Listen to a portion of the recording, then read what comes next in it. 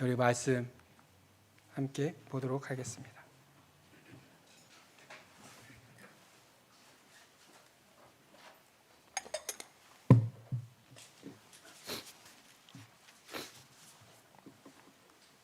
한 구절이고요. 상당히 짧습니다. 다 같이 큰 목소리로 읽어주시면 상당히 제가 힘이 될 것 같습니다. 다 같이 읽겠습니다. 시작. 그가 거룩하게 된 자들을 한 번의 제사로 영원히 온전하게 하셨느니라. 아멘. 할렐루야.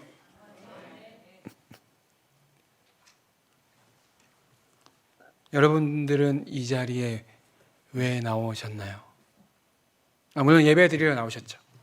예배 드리러 나오셨는데 예배 가운데 예배 자리에 왜 나오셨을까요? 하나님을 만나기 위해서일 겁니다. 우리가 예배 자리에 나오는데 그죠? 습관 때문에 나올 수도 있고 매주 드려지는 예배 이 시간에 뭔가 안 드리면 이상한 것 같은 느낌이 나올 수도 있고, 하지만 어떤 생각을 가지고 이 자리에 앉아 계시든 여러분은 하나님이 이 자리를 인도하신 거예요. 왜요? 여러분을 만나 주시기 위해서. 자, 이렇게 우리는 죄송합니다. 뭔가 원하는 목적을 이루기 위해서 행동하게 돼요. 여기 이 자리에 하나님 만나기 위해서 오신 것처럼. 그렇게 저마다의 목적을 가지고 여러분 자신들의 시간을 채우게 돼요. 아무 의미 없이 아무 목적 없이 시간을 흘려보내는 사람은 없을 거예요. 이렇게 삶마다 보일 때 쟤는 왜 저렇게 시간을 낭비하지라고 보일 수도 있겠지만 그 사람도 각자의 사정이 있을 거예요. 자기 나름대로 그 시간 가운데 뭔가를 이루기 위한. 예를 들면 이런 거죠. 제가 지금 물을 마십니다. 왜 마실까요? 많은 분들이 저를 쳐다봐서 긴장돼서 목이 자꾸 말라서 물을 마셨습니다. 배가 고프면 어떻게 해야 될까요? 밥을 먹어야겠죠. 배를 채우기 위한 목적을 위해서 어떤 행동을 하게 되잖아요. 그런 거예요. 육체가 필요하면 내 육체의 필요함을 해소하기 위해서 잠을 잔다든지 다른 해소를 하게 되잖아요. 그렇게 우리는 우리의 생각들, 우리의 행동들을 하는 그 무언가가 있어요. 이 무언가는 나를 움직이게 하는 목적입니다. 자, 이 무언가 움직이게 하는 목적은 뭐라고 표현하자면 저는 가치라고 표현하고 싶습니다. 내가 어떤 거에 가치를 두고 있느냐에 따라서 우리 삶의 목적이 달라지죠. 예를 들면 그거예요. 성공에 가치를 두고 있다. 그건 뭐예요? 내가 설정한 그 어떠한 성공의 단계까지 가기 위해서 난 뭐 해야 돼요? 노력해야겠죠. 학생들도 있잖아요. 그럼 뭐예요? 자기가 원하는 어떤 결과를 얻기 위해서 노력하면 자기 시간을 투자하게 되죠. 많을 거예요. 자기 가치를 두는 것, 성공, 재물이 될 수도 있고요. 가정이 될 수도 있고, 건강이 될 수도 있잖아요. 이렇게 삶에 행동하게 하는 목적과 이 이유들, 이거를 저는 이제 삶을 행동하게 하는 가치라고 정의를 내려봤어요. 이 가치라는 거는 내가 무언가를 선택하게 할 때의 기준이 됩니다.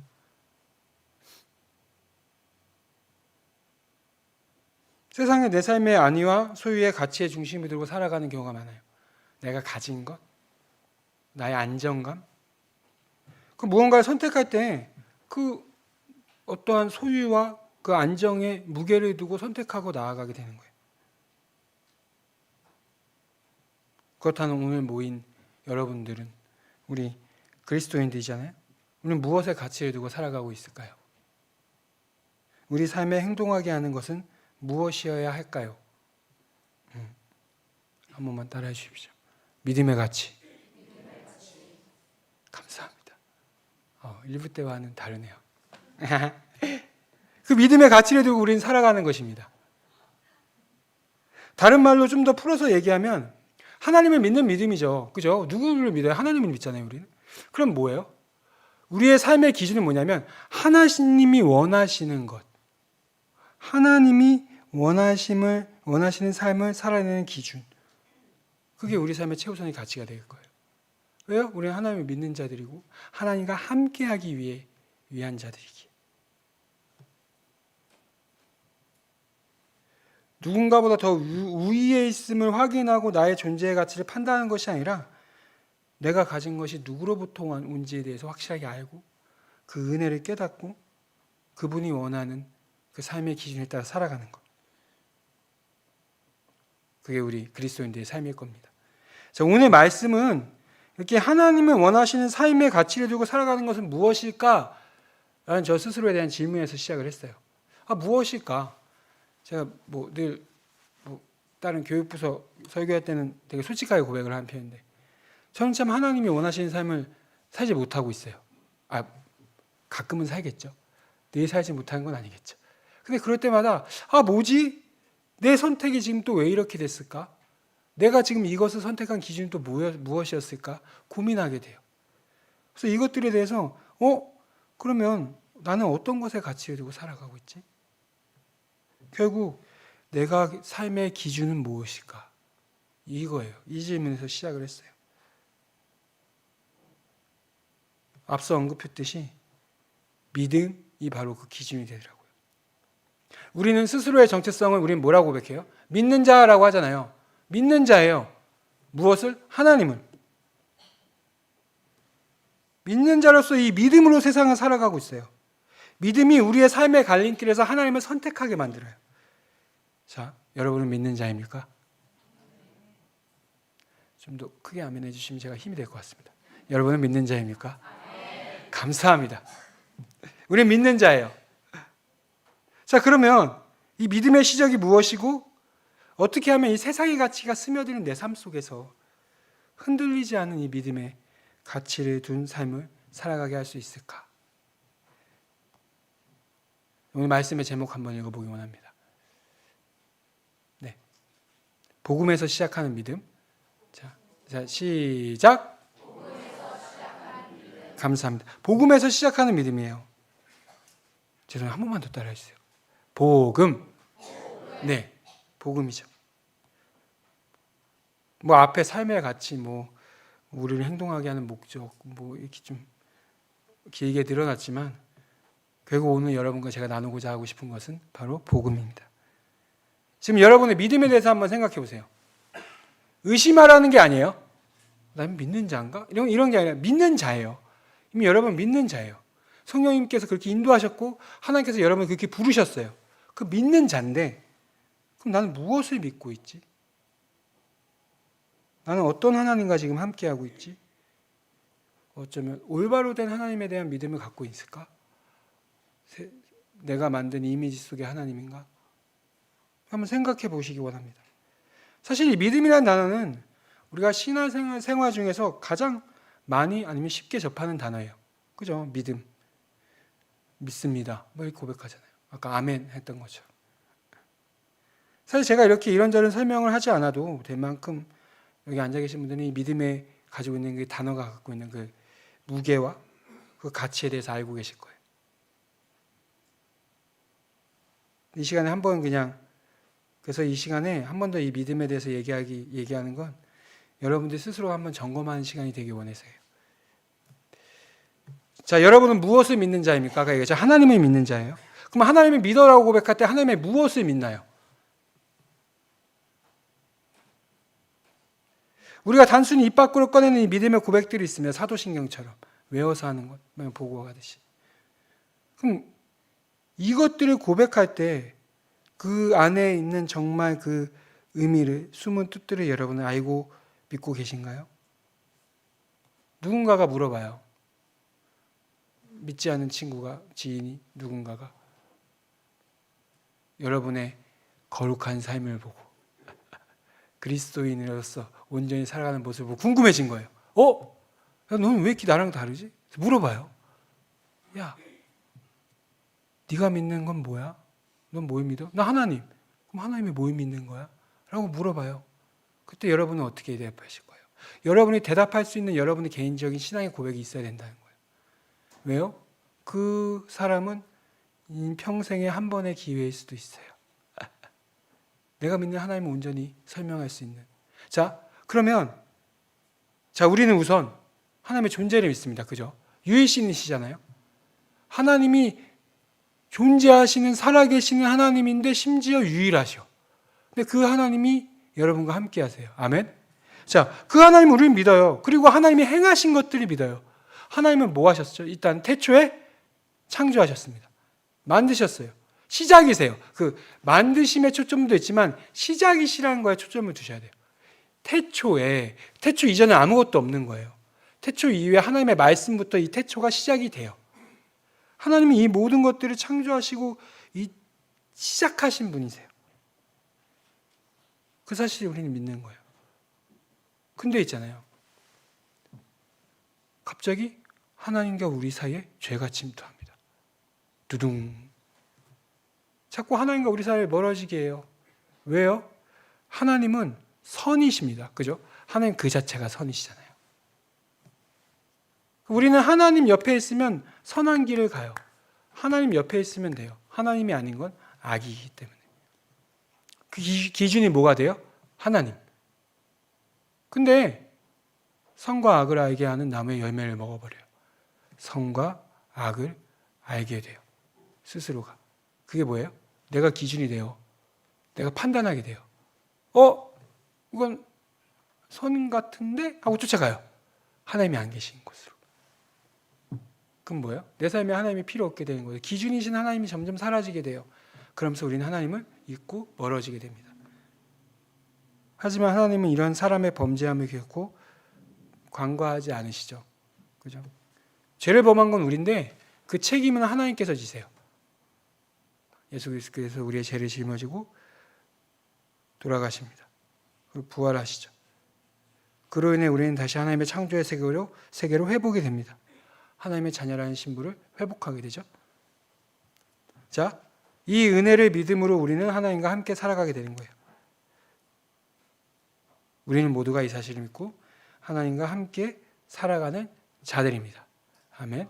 이게 복음입니다. 복음. 이제 복음에 대해서 아시는겠지만 한번 상기시켜 드리는 거예요. 한번 설명해 드리는 거예요. 우리가 믿는 복음이 뭔지, 하나님이 뭔지. 자, 그럼 오늘 본문을 한번 살펴보겠습니다. 오늘 본문은 히브리서예요. 여러분이 다 알고 있듯이 히브리서는 저자가 불분명합니다. 누군지 몰라요. 추측은 하지만 누가 썼는지 성경에 기록이 없고 이게 필사되고 이게 전승이 될 때도 그런 내용이 없었어요. 근데 그 책의 이름으로 알 수 있듯이 히브리서입니다. 히브리인들에게 준 거예요. 유대인들, 히브리인들을 향해서 쓴 편지예요. 어떻게 알 수 있냐면 이 내용이 전제가 돼 있어요. 구약의 역사를 알고 있는 자들에게 쓴 편지예요. 그리고 여러 가지 그 광야 생활이라든지 율법, 모세 오경에 대해서 해박한 지식이 있는 자들에게 주는 편지였어요. 히브리서는.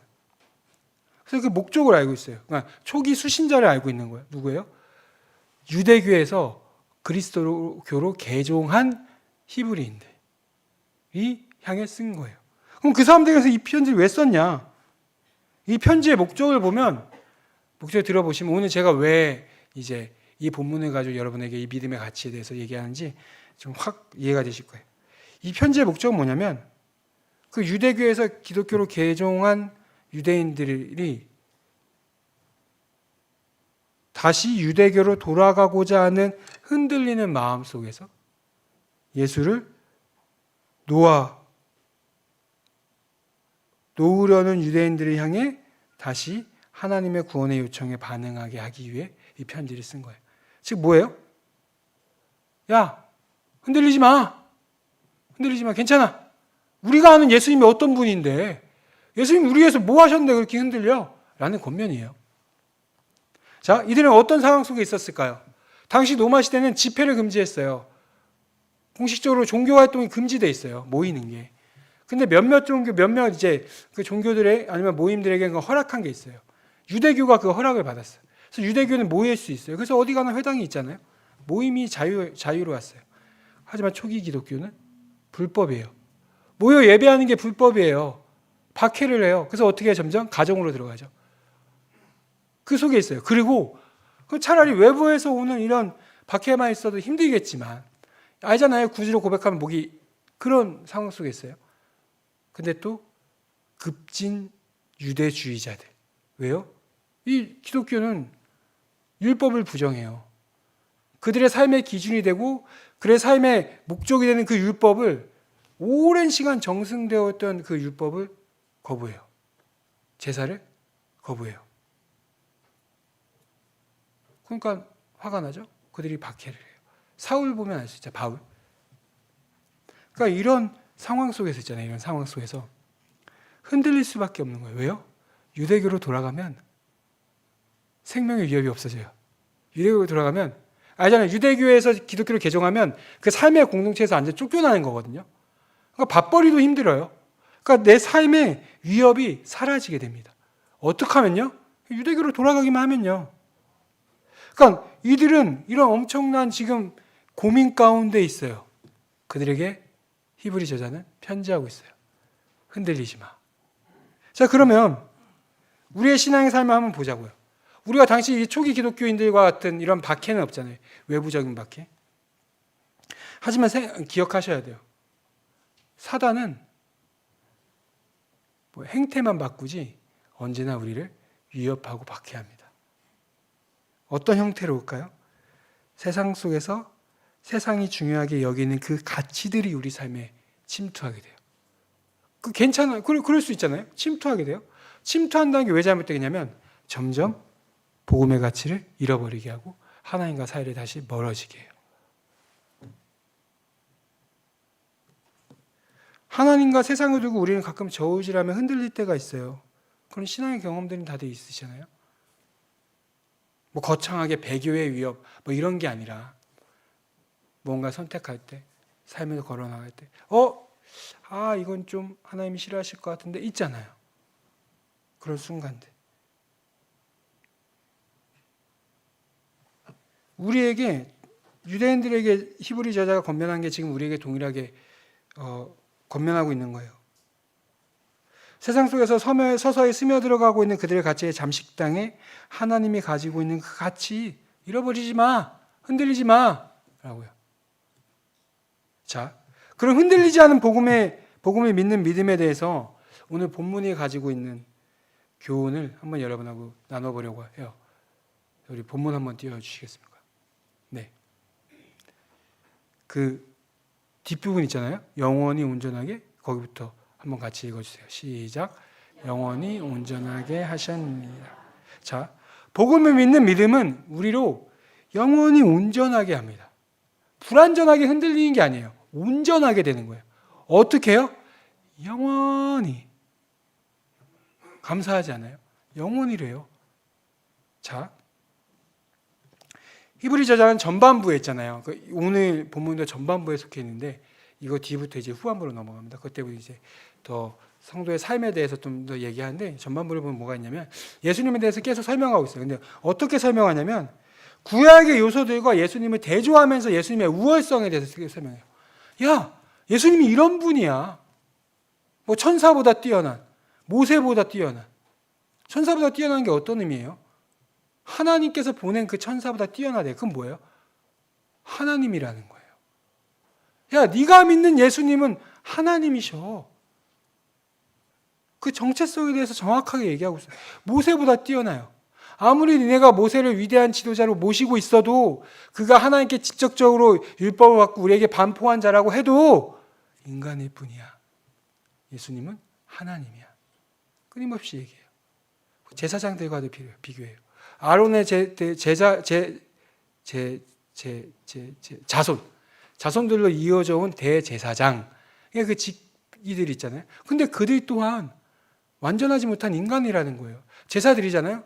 제사 드리기 전 속죄 제사를 드리기 전에 대제사장들도 자기를 위한 속죄 제사를 따로 드리고 들어가요. 그러니까 완전하지 않기 때문에. 하지만 지금 구절이 포함되는 이 앞뒤가 뭐냐면 제사에 대해서 얘기하는데 예수님은 그 수많은 속죄 제물과 다르다. 왜? 한 번의 제사로 우리 영혼이 온전하게 했다는 거예요. 한 번의 제사. 모든 속죄 제물은 일시적이에요.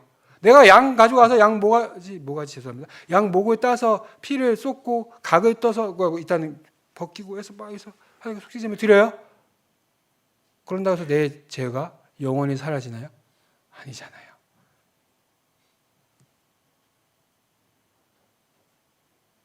그분의 제사는 이전의 제사와 다른 거예요. 한 번만 더 따라해 주세요. 영원히 완전하게 하셨습니다. 다시 돌아갈 필요가 없게 된 거예요. 다시 희생제물을 우리가 필요가 없어요. 예수의 이름만 있으면. 제가 이제 우리 학생들에게 복음에 대해서 믿음에서 얘기할 때 쓰는 이제 표현이 있는데, 예배 시간에 죄송합니다. 나는 핸들이 고장난 8톤 트럭, 뭐 이런 구절 들어보신 적 있어요? 랩입니다. 한국에서 이제 꽤 제 또래는 이제 알 텐데 다이나믹 듀오라든지 그런 랩하는 친구들이 있어요. 그들이 이제 자주 쓰는 어떤 표현이에요. 나는 이제 컨트롤이 안 되는 사람이야. 내 앞에 아무도 있지 마. 이런 뜻인데, 어떻게 보면 있잖아요. 우리는 핸들이 고장나서 컨트롤할 수 없는 트럭이 달려오고는 그 길가에 서 있어요. 우리의 힘으로는 벗어날 수 없어요. 가만히 있으면 우린 뭐예요? 죽어요. 8톤 트럭에 치여서 살 수는 없잖아요. 핸들도 고장났대. 그냥 달려와요. 근데 갑자기 위에서 숭 하고 그 인형 뽑기처럼 내 머리를 툭 자꾸 옆으로 옮겨줘요. 나의 의지가 아닌 거예요. 하나님의 의지로 나는 그 길에서 생명의 길로 옮겨져요. 이게 복음이라는 거예요. 근데 문제는 뭐냐면 자꾸 8톤 트럭 앞에 있는 시설을 그리워한다는 거죠.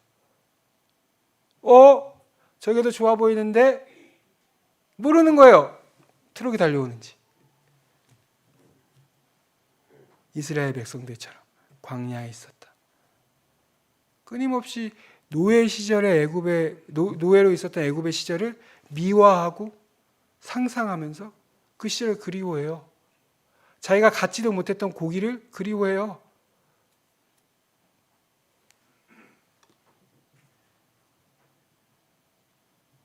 이게 복음이죠. 자, 제가 이제 지난 여름 성경학교 준비하면서 어떤 조사 결과를 봤는데 뭐였냐면, 교회에 오는 목적에 대해서 이제 쓰는 거예요. 교회 왜 가요? 그러니까 믿는 자들도 교회를 왜 가요? 근데 늘 그거예요. 구원이 늘 위에 있었어요. 그러니까 뭐냐면 하나님과 함께하기 위해 간다. 구원의 의미가 그거잖아요. 그 두 번째가 마음의 안정이었는데 어느새부턴가 순위가 바뀌었어요. 교회 가는 목적, 마음의 안정. 하나님이 사라지는 거예요. 누구에게 물어봤다고요? 교회 다니는 믿는 자들에게. 그래서 지금 가장 많은 비율, 그 확률 비율이라고 맞겠죠. 비율로 기독교에서 타종교를 개종하는 비율이 가장 높아요. 왜요? 어차피 마음의 안정을 찾기 위해 가는 종교 생활이니까. 다른 종교가도 있거든요. 천주교 가는 비율이 제일 높대요. 왜요? 그럴싸한 예배를 드리는 것 같으니까. 자꾸 일어나래요. 천주교의 예배를 무시하거나 그런 게 아니라 그냥 바뀐 사람들이 그 이유에 대해서 나온 설명을 드리는 겁니다. 좀 더 예배 같아서. 그들의 교회에 오는 목적에는 하나님이 안 계신 거예요. 내 마음의 안정. 물론 여러분들 이 자리에 와서 마음의 안정, 위로를 받는다고 해서 잘못됐다고 얘기가 절대 아니에요. 누구로부터 오는 안정이라는 거예요. 하나님으로부터 오는 안정, 하나님으로부터 오는 위로. 이 예배를 통해서 하나님을 기억하고 나를 구원하셨던 예수님을 다시 한번 떠올리며 감사를 올려드리고 그 은혜 가운데 젖는 것, 이게 우리가 교회에 오는 목적이고 예배의 목적이잖아요. 근데 그렇지 않은 비율이 더 높아졌대요. 되게 놀라웠어요. 그 얘기를 보고. 자, 하나님의 말씀이라는 거 있잖아요. 내가 믿을 때 하나님의 말씀이 돼요. 믿을 때예요. 여러분 각자에게 임하시는 거예요. 자, 우리가 책을 보잖아요. 신앙서적. 성경을 누군가에게 성경을 해서 저처럼 말을 하잖아요. 내가 전하는 하나님이 여러분이 만난 하나님이라고 착각하면 안 돼요. 난 전해요. 여러분 그 하나에 붙들고 여러분이 만나셔야 돼요. 복음이 그래요. 복음은 구원이 아니에요. 복음은 죄로부터 승리했다는 기쁜 소식이에요. 그러면 우리가 어떻게 복음을 통해서 구원을 이루게 돼요? 어떻게 할 때? 믿을 때예요. 믿을 때. 복음을 믿을 때. 복음을 안다고 구원에 이르는 게 아니라는 거. 여러분 하나님에 대해서 알잖아요. 그 알고 여러분이 머릿속에 지식 가운데 있는 하나님을 여러분이 다 만나는 하나님이라고 착각하면 안 된다는 거. 그 하나님을 만날 수 있도록 붙잡고 기도해야 돼요. 말씀을 봐야 되고. 그렇게 우리를 완전하게 하시는 거예요.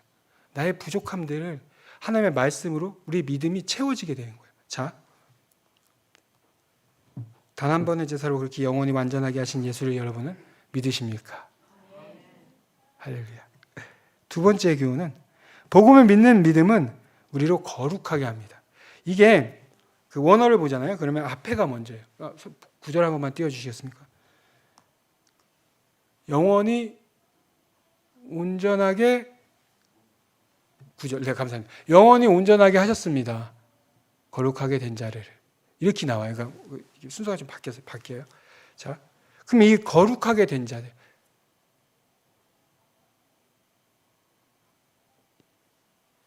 이 거룩한 자들은 제가 헬라어가 발음이 좀 그래요. 그래서 한국식으로 그냥 읽을게요. 원어가 하기야조메노스이에요.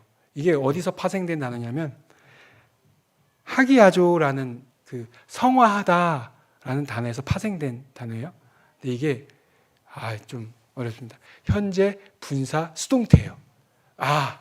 이름만 대로 직근합니다. 현재 분사 수동태인데 저는 그냥 제 나름대로 이걸 어떻게 받아들였냐면 현재라는 거예요. 거룩하게 된이라고 해서 과거처럼 얘기하자면 이건 현재예요. 거룩하게 되어가는 그 수동태래요. 거룩하도록 만들어져 가는 이에요. 그러면 이 수동태는 어떤 의미냐면 헬라어의 성경에 나온 수동태는 신적 수동태예요. 하나님께서 개입하시는 수동태예요. 그러니까 내가 스스로 거룩하게 되어가는 게 아니에요. 하나님으로부터 거룩하게 만들어져 가는 거예요. 하나님으로부터 거룩하게 만들어지게 된 자들이 영원히 온전함을 얻게 되는 거예요. 아멘? 자, 우리는 삶은 한 번으로 끝나지 않습니다. 이 거룩함은 끝까지 우리가 지켜나가야 되는 거예요. 이게 우리가 그리스도인으로서 사명이에요. 이 거룩함은 결국 뭐냐면 거룩함을 이룰 때 하나님을 잊게 되는 거예요.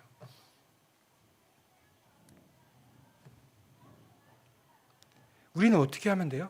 믿고 맡기면 돼요. 하나님께서 그렇게 만들어 가신대요. 야, 너 거룩하게 돼. 너 거룩하면 내가 쫓아낼 거야. 이게 아니에요. 내가 너 거룩하게 만들어 줄게. 나한테 와. 하나님이 초청하신 거예요. 나한테 와. 자, 우리는 그렇게 거룩함의 길로 들어섰습니다.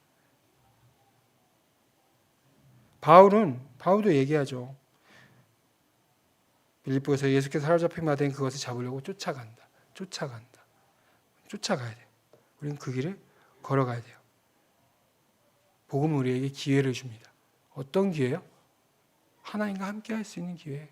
다시 창조의 그 모습으로 회복할 수 있는 기회. 그럼 그 기회를 잡으셔야죠. 그래서 온전히 완전한 자녀의 삶을 살아가야죠. 근데 진짜 감사하잖아요. 네 힘으로 살아가 아니에요. 성령님의 인도하심을 살아. 제 작년 예배지만 저희 교육부에서 하는 구호가 하나 있습니다. 학생부 선생님들 알 텐데 오늘 손 한번 들어주십시오. 아이들하고 하는 거예요. 내가 아이가 됐다 생각하고 한번 해주세요. 뭔가. 그리고 이제 저희는 한 가지 더 요구하는 게 해주시면 진짜 감사하겠는데 귀엽고 깜찍한 표정을 지어주셔야 됩니다. 막 이런 거 있잖아요. 막 이런 거 죄송합니다. 네, 안 하셔도 돼요. 그냥 마음만 귀엽다고 생각하시면 되게 감사하겠습니다. 따라해 주세요. 성령 파워. 네, 감사합니다. 창피하셨을 텐데. 제가 더 창피합니다. 자, 거룩의 길로 들어섰어요. 그럼 어떻게 해요? 발만 떼면 성령님이 인도하시는 거예요.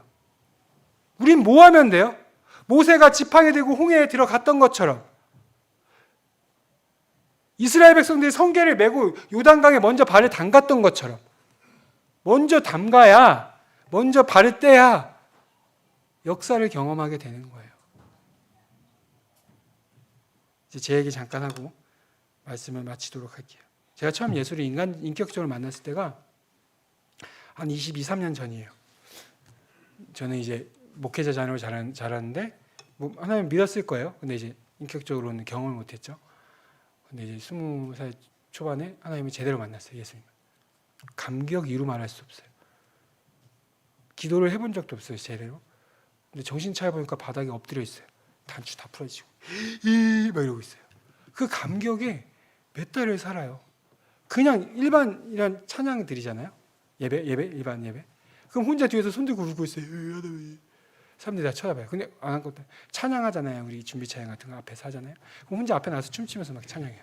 손 들고. 너무 그 감격에 제가 어떻게 주체할 수 없었을 때가 있어요. 근데 그때 기도하다가 하나님이 어떤 마음 주셨냐면 출발선이 있어요. 출발선. 거기서 그 감격에 소리치는 거야. 우와, 하나님 감사합니다. 이야, 드디어 나도 이 구원의 길로 들어서는군요. 아버지 감사합니다. 성령님 땡큐. 나 이제 인도해 주세요. 하고만 있어요. 발을 안 떼고. 우와, 감사합니다. 뭐 해야 돼요? 발을 떼야 되잖아요. 발을 안 떼고 소리만 지르는 거예요. 우와, 하나님 감사합니다. 그 감격에. 그리고 저는 이제 선교단체에서 간사도 하고 선교지에 가서 이제 사역도 하고 뭐 신학도 하고 이제 교회에서 사역을 하고 한 10년 정도, 10몇 년 정도 그렇게 지내다가 이제 좀 힘들어서 쉼을 갖기 위해서 이제 고향으로 내려갔어요. 고향에서 내려가서 고향에 있는 모교에 가서 기도를 하는데 또 생각이 나는 거예요. 나는 지금 어디 있나? 근데 10년 동안 그렇게 하나님 위해서 일했다고 나는 생각했는데 전 여전히 출발선에 있는 거예요. 하나님, 내가 하나님에서 일했잖아요. 내 시간을 투자했잖아요. 뭐 돈 한 푼 안 벌고 그렇게 살았잖아요. 내 노력으로 그렇게 살아간 거예요. 하나님의 인도하신 가운데 거룩하게 되어진 것이 아니라 그냥 내가 알고 있는 하나님을 그냥 쫓아간 것 뿐이더라고요. 그러니까 네 일을 하면서 네가 하나님의 일을 했다고 착각하지 마. 그러다가 이번 또 설교 준비하면서 문득 생각난 거예요. 그럼 나는 이제 어디에 있을까? 기도를 했어요. 출발을 한 것 같아요. 왜냐면 지금 있는 길이 겁나 좁거든요.